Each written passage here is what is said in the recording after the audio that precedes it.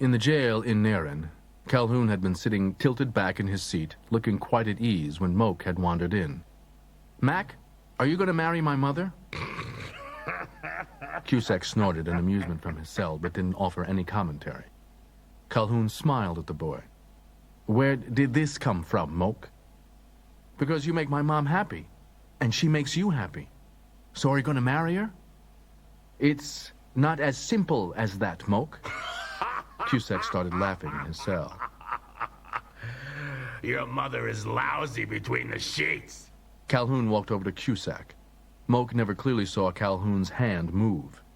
One moment it was relaxed at his side, and the next it was a blur, and then Cusack was laid out on the floor. Without missing a beat, Calhoun turned back to Moke. "Now, Moke, you see, the problem is I'm just passing through. Sooner or later, the odds are I'd be moving on. Then you can take us with you." Calhoun smiled once more and shook his head. "You don't let up, do you, Moke?" Magister! Magister! When the door of the office suddenly burst open, Calhoun was on his feet with his placer. Standing in the doorframe was the agitated town's newspaper editor. "Magister, you better come quick. A green man over in the tavern calling for you like nothing I've ever seen before. I mean, hell, Magister, we've had the occasional mutant through here before." Calhoun turned to Moke. "Stay here." He and the editor headed out of the tavern. Moke waited 10 seconds and followed. At the entrance of the tavern, Moke peered through the large, swinging double doors. There was Mackenzie Calhoun, the Magister, staring up at the single most impressive, intimidating individual that Moke had ever seen. His head was shaved, his skin was a dusky green, and he carried so much hatred in his body that his very pores appeared to exude it. Both of them were whipcord tense. The green man nodded toward Calhoun. "So, you are the Magister. The Mackenzie Calhoun people in these parts seem to talk about with such enthusiasm." Calhoun waited, then spoke. "What is your name?" "Krat." Calhoun nodded. "Krat, I suspect you are here because of some sort of reward being offered. May I safely assume that you came here in a vehicle?" There seemed to be something akin to amusement in Krat's eyes. "A safe assumption?" "Whatever you are being paid or offered, Krat, I can promise to pay you a great deal more if you give me transport in your vehicle." "Would for you that it were that simple, Mackenzie Calhoun. Tell me, what do you think is worse? The moment of death, or the anticipation of the moment of death?" Calhoun shrugged. "I've never given it much thought." "Well, you are in luck, because I'm going to give you the opportunity to anticipate it." And just like that, just that quickly, Krat's hand was in motion. Calhoun reflexively moved for his own gun, but Krat's gun was already in his hand, leveled right at Calhoun's chest. Calhoun's weapon had not even cleared the holster. Calhoun again waited, then spoke. "You've made your point, Krat. Are you going to shoot now?" No. No, this is where we get to discover which is worse, Calhoun. The moment of death or the anticipation. You will have the rest of this day, this evening, and much of tomorrow morning to think about what's going to happen. At noon, you will meet me tomorrow out on the street, and there we will have a little duel. You could, of course, go on the run. If you do that, rest assured, I will hunt you down, kill you, take your head, and bring it here to display so that all the residents of this little city that you wish to protect will know their protector for the coward that he is. I trust we understand each other. Perfectly, Crut. Crut bowed slightly and then exited the tavern. Moke ran into the saloon. You sure tricked him, Magister. You drew your gun slow so that the Green Man would think that you weren't as quick. Calhoun nodded to the boy, but he knew the Green Man was faster. Much faster. And the lawman known as Mackenzie Calhoun clearly didn't have the faintest idea how to deal with it.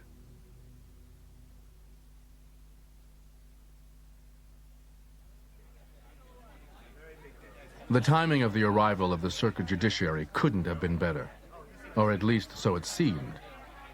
With Crut having issued his challenge, and the distinct possibility that as of the morrow there might not be a Magister, at least the pending case of Cusack could be attended to.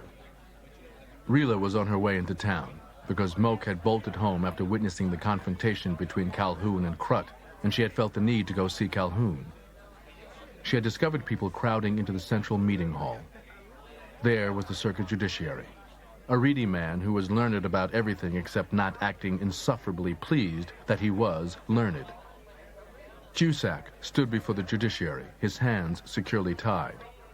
Calhoun was seated in a single freestanding chair nearby. The judiciary listened to Praester Milos present the case against Cusack, then made a contemptuous snorting noise. The defendant is free to go.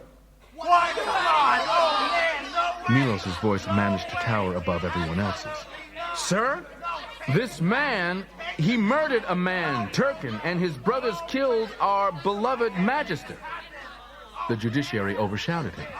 Praester, what you have told me here does not begin to approach certainty. In regards to the death of Magister Farrax, well, Cusack was merely present at that incident.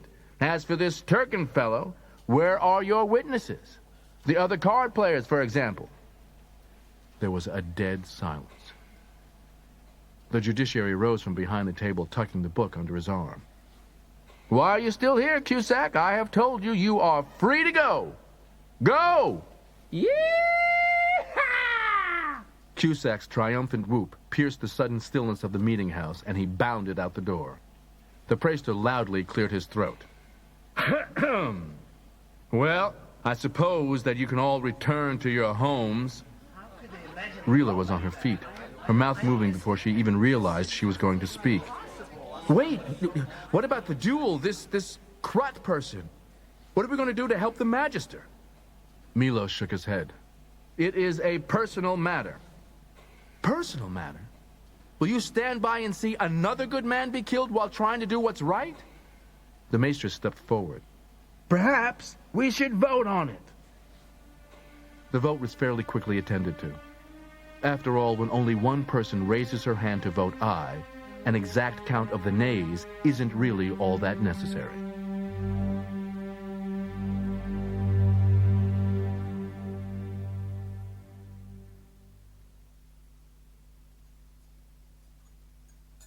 It was extremely quiet around the dinner table that evening. Finally, Rila's gaze settled on Calhoun. Is he really that fast, this Crut? Calhoun nodded. He's very fast, but there's no point in getting upset about it, Rila. There is if it means your death. She got up from the table and dashed out into the unseasonably cool evening air. The tears welled in her eyes, and then he was behind her, a hand resting on her shoulder. She whirled and held him so tight and marveled at how solid his body was. Mac, we'll run away, pack up, steal away into the night. Wouldn't do any good. Crut will track me down, and then he'll try to kill not only me, but also you and Moke. He took her firmly by the shoulders. You knew I would go away, sooner or later. I've never been anything other than honest with you about that. I'm just passing through. I know, but it's not fair. I don't want you passing through. I want you to stay here and grow old with me and Moke. She kissed him then. Her hands just roamed aimlessly over his body. And then she released him. She looked deeply into those purple eyes that she felt she could swim in endlessly. She must be quite a woman, this whoever it is you're thinking of when I hold you, the one I'm not. She glanced heavenward. From up there, like Kolker, descended from on high. He smiled. I'm no deity, I assure you. Rila continued. But she's from out there, isn't she? And she holds your heart. Yes. I didn't realize how much until I was truly faced with the prospect of never seeing her again. Rila looked down. Do me one favor, Calhoun. Don't stay here tonight. Because I think this may be your last night on this world. And knowing that you were down the hall, and I could not go to you, could not touch you or love you, I don't think I could stand that. As you wish, Rila. He tipped his hat to her, walked slowly toward his lucab, and rode off into the darkness.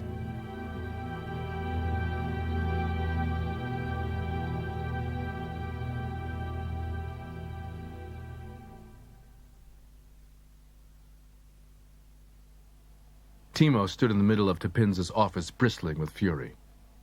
Seated in chairs nearby were his brothers, the newly freed Cusack, and the less than talkative Kinos.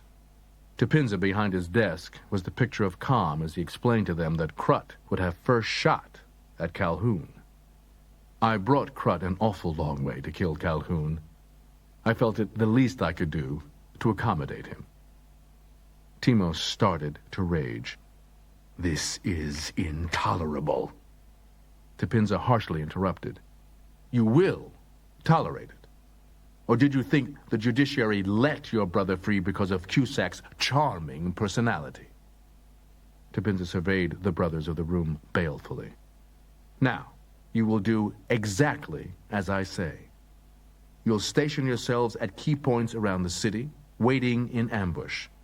Krut will have his opportunity at Calhoun. If something goes wrong, then, only then, will you take your turn at him. Kinos and Cusack both looked to Timo, and Timo finally nodded. Topinza rubbed his hands together briskly. Good. The show should be starting quite soon. Let's get into position and enjoy the day.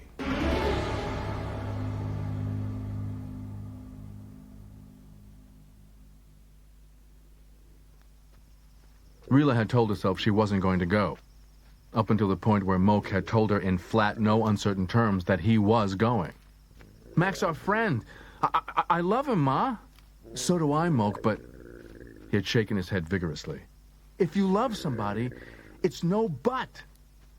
She had tried to come up with some sort of response to that, but nothing readily had presented itself. Now she was amazed by how quiet the town appeared. As the Lucab's back swayed gently, Rila instinctively held Moke closer. She guided the Lucab toward the Magister's office, where they dismounted. Moke seemed more interested in the sky. His nostrils flared slightly. Ma? Think there might be a storm. She looked upward as well, but saw nothing. That was odd. Usually she was attuned to such things. She took a deep breath, the hot air feeling particularly scalding in her lungs. She reached out, took Moke's hand, and together they walked into the Magister's office. Calhoun was sitting in his chair, his feet up on the desk, twirling some sort of small silver cylinder in his hand. Hello. Come by to chat for a bit? Moke responded with abundant cheer. Hey, Mac! The small silver object that Calhoun had been fidgeting with immediately caught his attention. What's that thing, Mac? This. Oh, just a good luck charm. I'm glad if you have something to help you with luck, 'cause Ma's worried about you. Calhoun looked flattered. Is she? Why should she be worried? She thinks you're gonna die. Calhoun didn't seem the least bit bothered by the pronouncement. Well, I suspect she's right. However, there's nothing to say that it's going to be today. Suddenly, a rough voice sounded from outside. Calhoun! Coward! Fool! I'm calling you! Unless you want me to come into your hidey hole, I suggest you come out and face me! He looked to Rila with an air of resignation. Rila started pushing on Calhoun's shoulder as he rose from behind the desk. "Get going, out the back." He laughed gently. "Trust me, Rila. This is just something that I'm going to have to take care of. And if you die, then I die." "But, Mac, I couldn't stand it if you did." Calhoun put a finger gently to her lips. "Later. After. There may not be an after. There always is." Calhoun! Calhoun shook his head.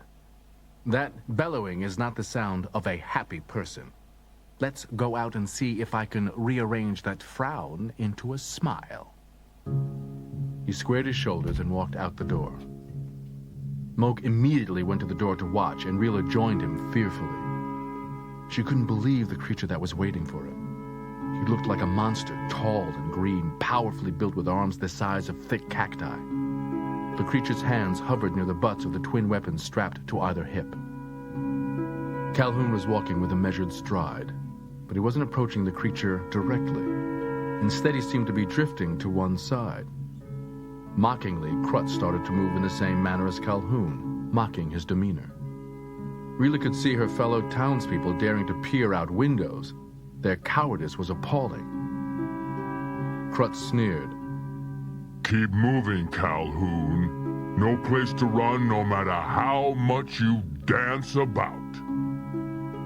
Calhoun continued to move, undeterred by anything that Crut was saying to him. Crut kept circling. A voice spoke almost directly in Rila's ear. "You can stop this, you know." Tupinza was standing next to her. There was a craftiness in his eyes that she found most unappetizing. "Oh, can I, Maester? I'm a wealthy man, Rila. If I offer Crut some of that wealth in exchange for sparing the Magister's life, I have no doubt whatsoever that he will be more than happy to walk away from this potential disaster." "You would do that, Tupinza? For you? Of course. But naturally, if I'm expending money, I expect return of that expenditure." "You bastard! How could you put me in such a position?" Moke was listening, trying to understand. "Ma, what's he saying?" Then Rila's eyes widened as she stared at Tupinza. It was as if blinders had been removed from her eyes. "You brought the huge monster to our world, all to maneuver me into this position." Tupinza shrugged. "How Crut got here isn't really relevant. What matters is whether you, Rila, are going to do anything about it before it's too late." Not discerning the nature of Tupinza's terms, Moke looked in her eyes. "Do it, Ma! Save Mac! If you can, you gotta!" Never had Rila felt more helpless. But in that instant, every single thing she was going to say to Tupinza disappeared. "All right, Tupinza, you win." Tupinza gave her a lopsided and confident grin and called in a loud voice, "Excuse me, sir.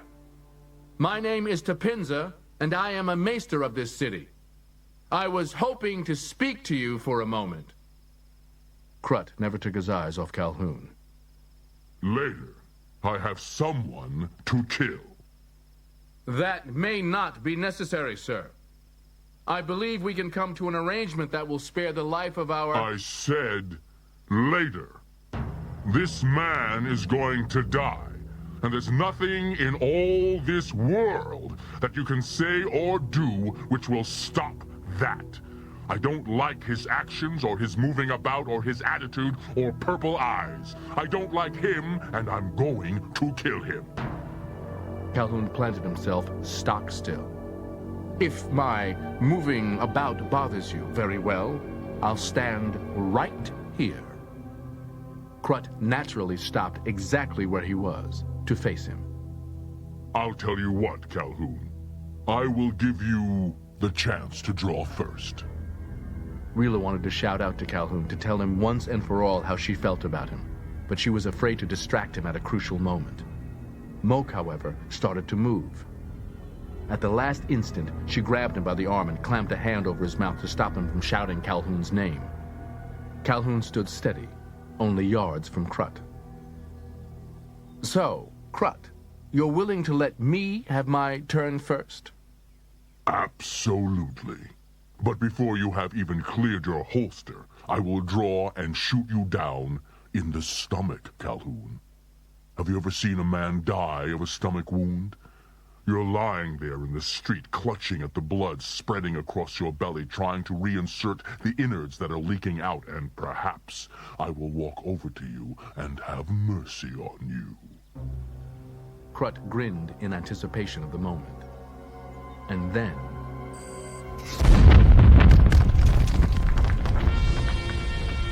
the explosion erupted from under Crut's feet.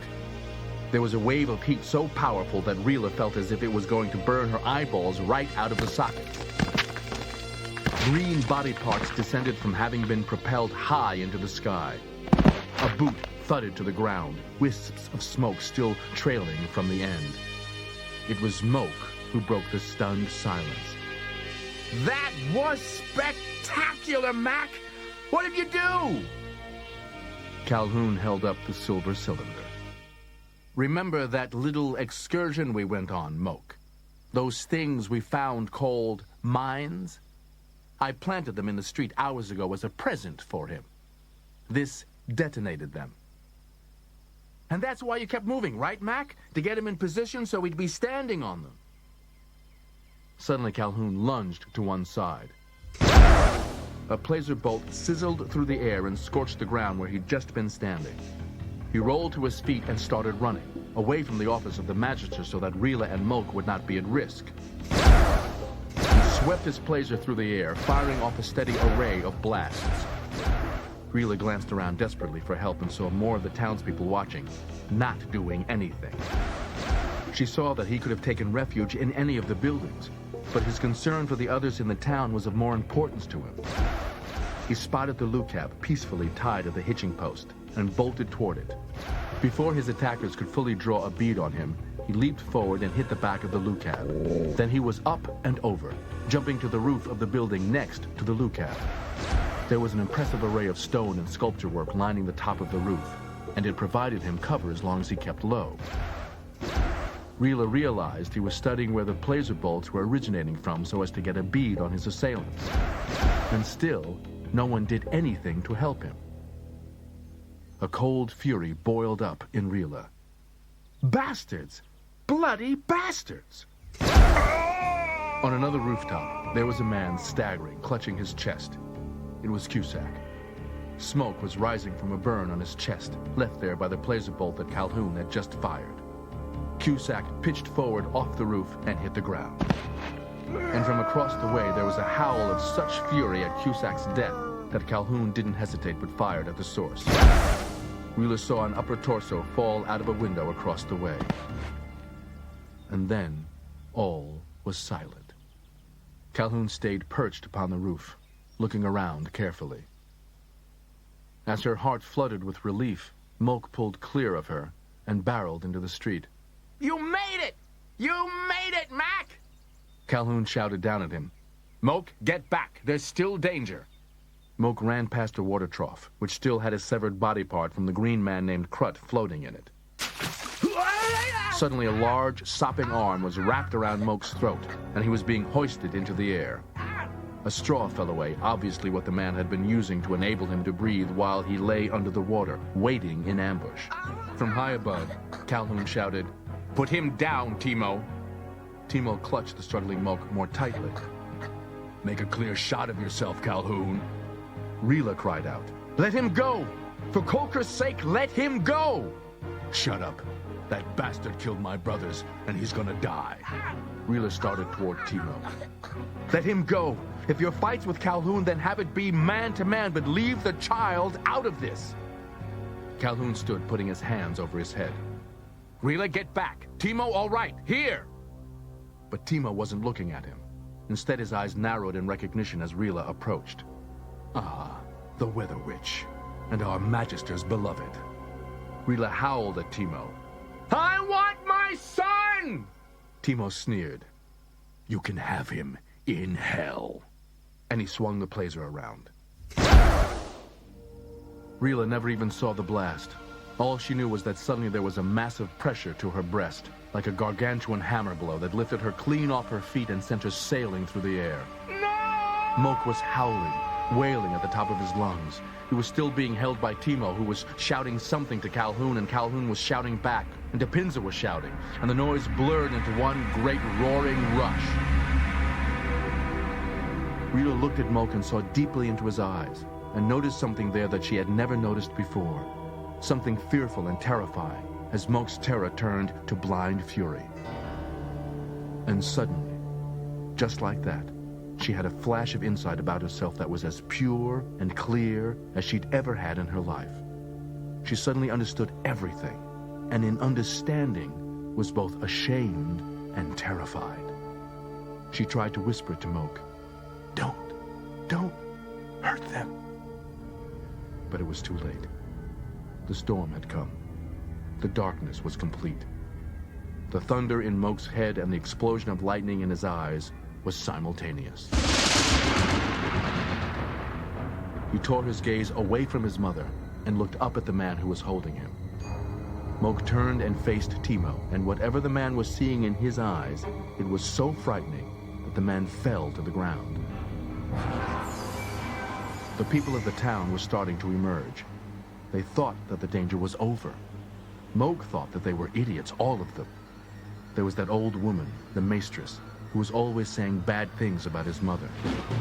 He could not see his own eyes, of course, but if he had, he would have seen the blackness that was seething within. Timo and the other man, Dipinza.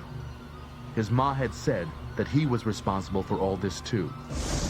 Everyone in the town was to blame, except Mac. He wouldn't be punished, but the others were going to be.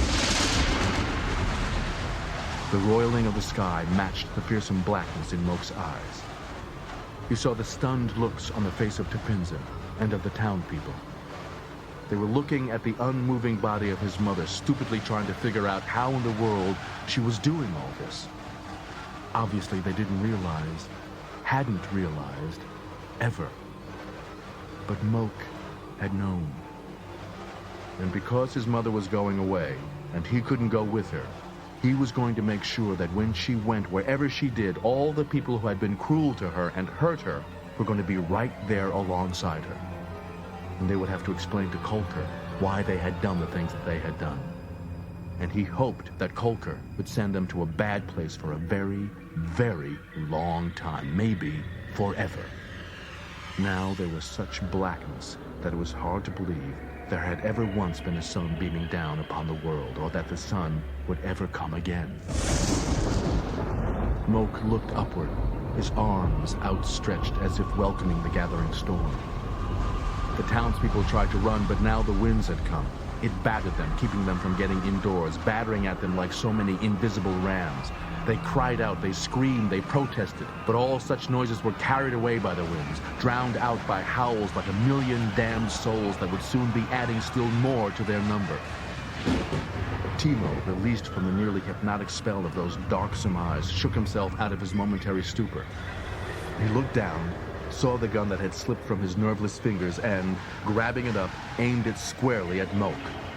But Moke's attention whipped around, centering completely on Timo. Timo was fast, but he was not faster than light. A lightning bolt lanced down from a cloud black as pitch. It slammed through Timo, and for a moment it actually looked as if it had impaled him. For one horrific moment, he actually danced in midair, convulsed by the force of the electricity that fried every molecule in his body. Finally, it released him, allowing him to crash to the ground and lie there twitching, even though his blackened and smoking body was already lifeless. Praester Milo staggered to his feet, and then something struck him just above his forehead, knocking him to the ground and leaving a large welt of blood swelling. He looked down in confusion at the thing that had just flattened him. He had never, in his life, seen a hailstone, but more began to fall. The stones pounded down upon the helpless citizens, and they tried to run but could not. There was nowhere to go.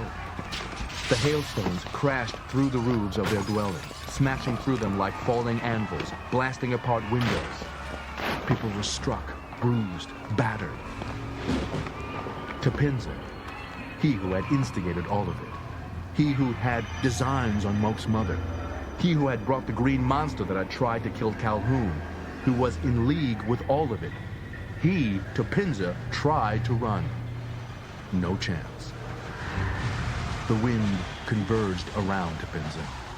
He clawed at the air, trying to batter it back, but there was nothing for him to push away, even though it was solid enough to do him damage. He cried out Moke's name, but as with all other protests, it was carried up and away. And so was Topinza. It started slowly first, but then increased in speed as the whirling vortex lifted Topinza. He tried to apologize. He tried to beg for mercy. He tried promises of wealth and grandeur, of fame and fortune. He even tried to claim that he was Moke's father. Higher and higher still went Topinza. So fast that in no more than an eye blink, Topinza went from being on the ground to a couple 100 feet above him. Then, like a cat moving on to more interesting prey, the wind released him, and Topinza fell. Exactly one person noticed, the maestress. It was hard for her not to. Topinza was falling right toward her. She realized that her death was upon her, and the thought terrified her. No. Oh. She let out a screech of protest and fright, which was, of course, drowned out in all that was around her. And then a large hand grabbed her by the back of the dress and yanked her out of the way as Topinza hit the ground. He did so with such force that blood spattered everywhere, including all over the maestress. She stood there, paralyzed, decorated with bits of Topinza's body. The storm grew greater, and the hailstones fell with greater ferocity, and there was lightning all around, and the town was being smashed to pieces, and the rest of the people were going to die. That was all. Just die. Die. Death everywhere. A great sea of death. For Moke had never known death before, but now that he grasped the concept, he was going to visit it on all of them. Everyone who had ever hurt his mother, or him, or... Enough!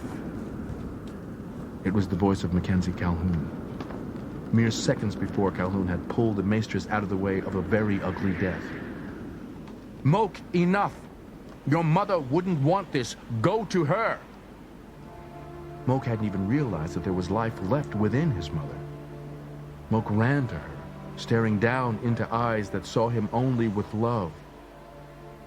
You made quite a mess, Moke. They hurt you, Ma. Calhoun knelt beside her. Just rest, Rila. Her voice became a bare shadow of itself. I understand now. Never had power until Moke was born. My mother had it, not me. Then when Moke was born, got power. My mother had it because of me. So did Moke. Never on my own. And Moke on his own won't. Moke began to wail. I don't want to be on my own.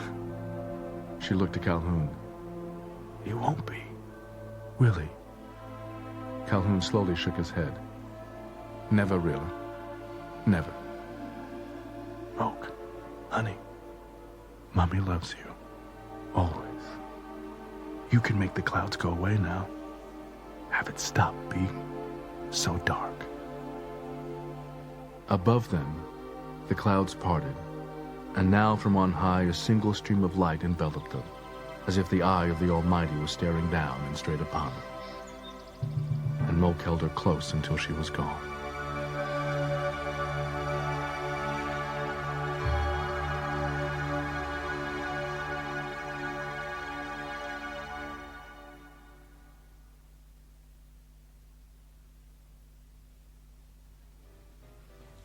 Robin Leffler, formerly of the starship Excalibur, stopped dead in her tracks in the lobby of the El Dorado Resort and did a double take. She called out, Commander? Leffler couldn't quite believe she saw the first officer of the Excalibur coming toward her. And even more astounding than that, Shelby actually seemed pleased to see her. Then Leffler's fingers flew to her lips in chagrin. Oh, I'm sorry. Captain, I should be saying, right? We'll let it go this time. It's good to see you, Robin. You too, Captain. You're looking good. Command suits you, I think. Well, that's what I keep telling myself. It's been an interesting few months. Why, Captain? What happened the first month? Shelby shrugged. Oh, the usual. Averted a war, condemned some people to death. Standard stuff. Leffler quickly changed the subject. Are you here on shore leave? Actually, no. There's a ceremony coming up that you've been invited to, but you hadn't been responding to Starfleet's communiques about it.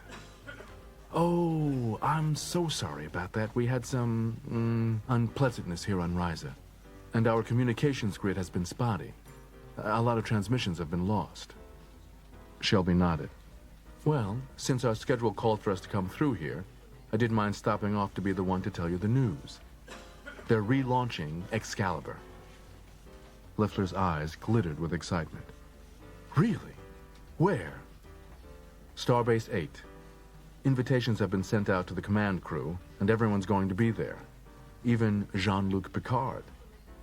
The only outstanding invitation was to you. Of course I'll come, Captain. When is it? In a week.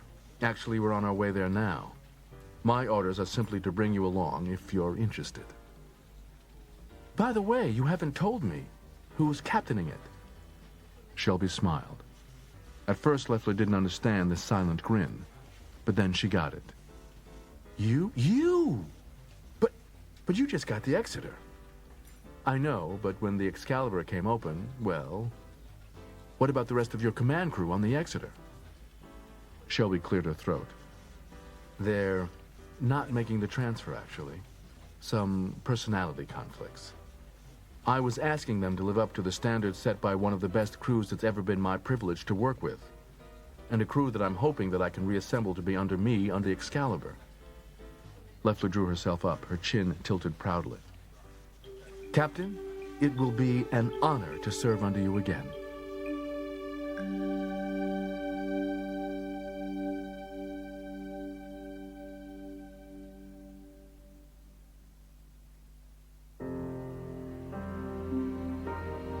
It didn't take Calhoun long to locate Krutt's vessel.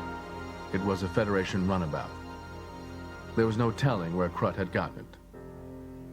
Upon entering, he discovered assorted weaponry, including a standard-issue Starfleet phaser. Moak had been very silent since his mother's passing. Calhoun had considered Moak and himself lucky that they'd gotten out of the city when they did, and with as much ease. The townspeople, after all, did not realize that Moak was about as dangerous as the average small boy was, now that his mother was gone. The two of them had also brought to the ship the body of Moak's mother. Who knew what the townspeople would do to it once their terror had dissipated to be replaced by outrage?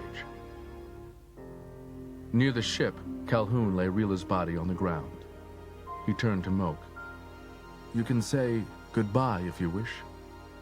I already did, Mac. Calhoun nodded, then thumbed the phaser to disintegrate. The beam struck her, and in a haze of light, she discorporated. So, what's going to happen to me, Mac? Calhoun took a deep breath. Well, I figured I'll take you home. Moak looked skyward. Is it scary? It can be, and it can be very exciting as well. For a very, very long time, Moak stared at him. And finally, Moak spoke. Are you my father? Calhoun gave the only response that he could. I am now, Moak. Can I call you Dad? If you would like to, that would be fine. Dad? Yes, Moak. Did you love Ma? Calhoun smiled sadly. I could have, given time and different circumstances. Yes, I could have loved her very much.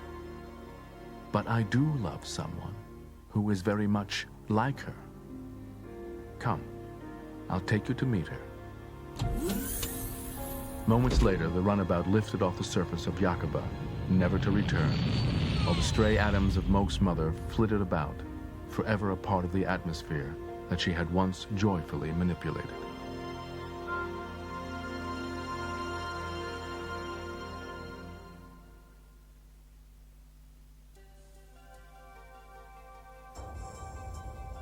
The official transfer of the captaincy of the Exeter from Shelby to Garbeck went smoothly enough, and when Shelby arrived on the bridge of the new Excalibur, they were all waiting for her. The entire crew had assembled. Burgoyne and Salar, their infant son Zion. Zach Cabron was there, and nearby was Mark McHenry, engaged in a relaxed chat with Robin Leffler. Also Sequan and Kalinda, and of course Jean-Luc Picard, who was talking with Admiral Jellicoe. It was Shelby's future, but without Calhoun. God, she hoped she wasn't making a mistake. Picard stepped to the center of the bridge. Captain Shelby asked me to speak, to handle the dedication, because I discovered Mackenzie Calhoun. There are so many positive things to say about Mac. To speak of his bravery, his innovation, his leadership, his grace under pressure, his ability to make us think, to question, and even, dare I say it, to get under our skin from time to time. There was gentle laughter. Shelby felt her eyes misting up as Picard continued. The point is, where Mackenzie Calhoun was concerned, nothing was impossible. And it is to that spirit of daring that we dedicate this ship. After the applause, Picard stood behind the command chair and swiveled it around to face Shelby so that she could take her seat. When the door to the captain's ready room opened, Shelby had her back to it, but she saw the look of pure shock in Picard's eyes. And before she could turn, she heard a familiar voice say, "All right, Picard, take your damned hands off my chair." Shelby felt as if the muscles had gone dead in her legs. Her gaze was riveted on the man who was standing in the door of the ready room. He had a scraggly beard reaching around the edges of his chin. There were a few more streaks of gray in his hair. His skin was darker than she'd remembered. He wasn't wearing a Starfleet uniform, but instead some sort of get-up that looked like something more appropriate to a primitive society. Most bizarre of all, there was a small boy standing behind him, dressed in similar garb. She drew to within a foot of him, afraid of it all popping like a soap bubble. He spoke to her. "Marry me." She drew back a fist and hit him so hard in the face that it almost knocked him off his feet. "Who the hell are you, and what have you done with Mackenzie Calhoun?" She stared at the boy behind him. "And who the hell is that?" The boy was intimidated but undaunted. "I'm Moke. I'm his son."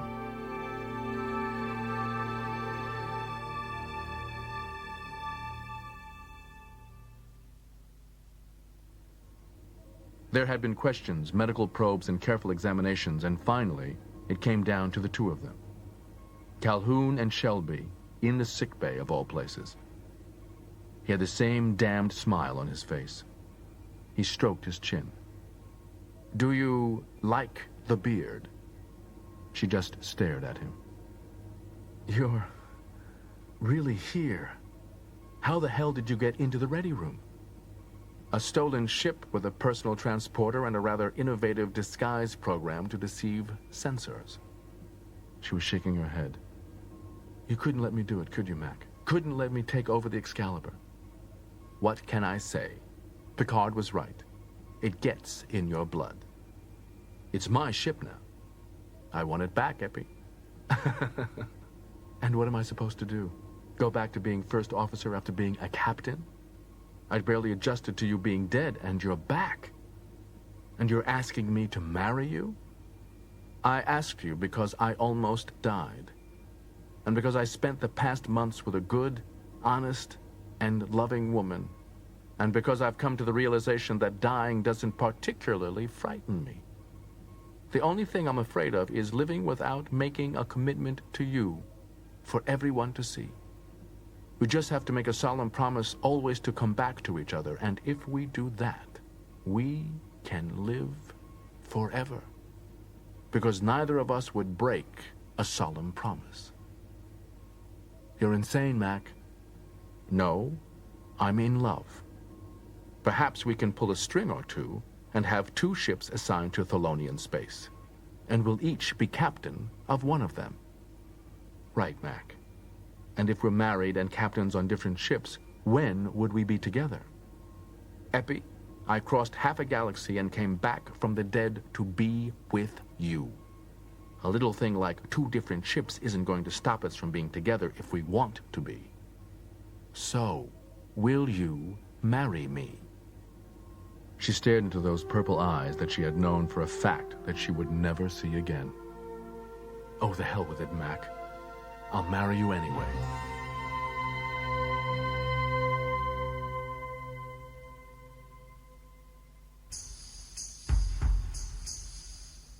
The marriage took place on the bridge of the Excalibur and was conducted by Captain Jean-Luc Picard, who wished the record to note, in no uncertain terms, that Mackenzie Calhoun, despite whatever nice things Picard had said during the christening ceremony, was the single most frustrating individual he'd ever met.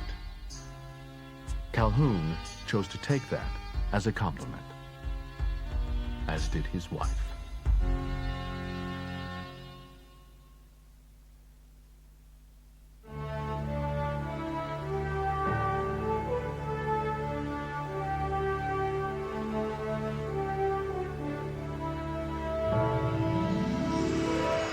Star Trek, New Frontier, Excalibur-Restoration was written by Peter David and read by Joe Morton.